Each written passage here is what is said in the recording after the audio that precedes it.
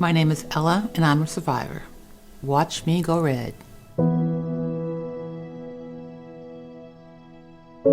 My heart attack story begins June 19th, 2019, a month after I turned 65 on Father's Day.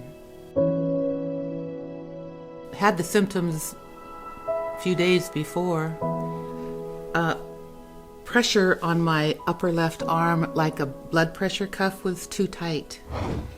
And they didn't last very long. And I'd just shake it off and it'd go away. And then the next day I'd get it again. I woke up Sunday probably 5 in the morning with the symptoms. They went away. I went back to bed. Got up again about 7:30-ish. Had them again. Took my blood pressure, and it was 226 over 116.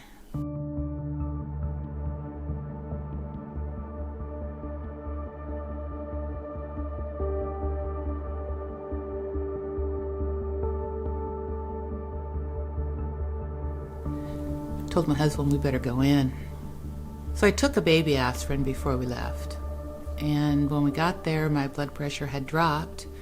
And I had this very slight pressure on my chest. If I'd have been home moving around, I wouldn't even have noticed it. And my jaw was just slightly tight. And they gave me a nitroglycerin pill.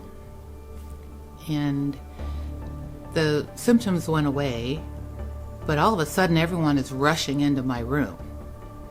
And apparently, my heart was out of rhythm for 3 or 4 minutes. Well, actually, the doctor told me that I had the Widowmaker. And I was actually okay until he said that. And then I kind of panicked, because it doesn't sound very good.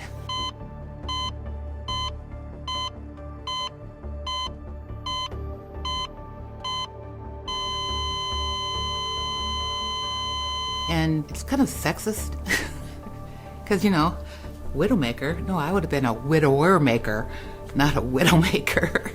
But anyway, they sent me to Lincoln, and they gave me the same good news that it was the Widowmaker, and that my artery was 99% blocked.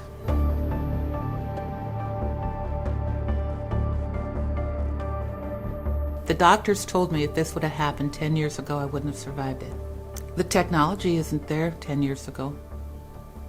I mean, for the Heart Association, thank God for all of the donations and everything that people have given to the American Heart Association, that, advancements have come a long way.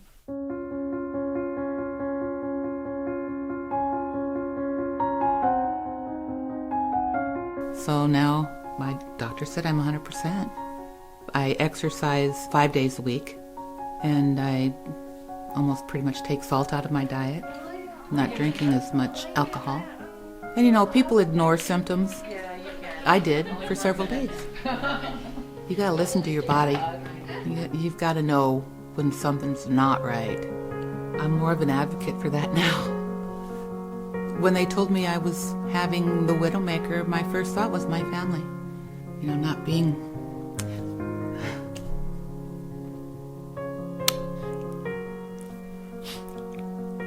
It's all pretty fresh.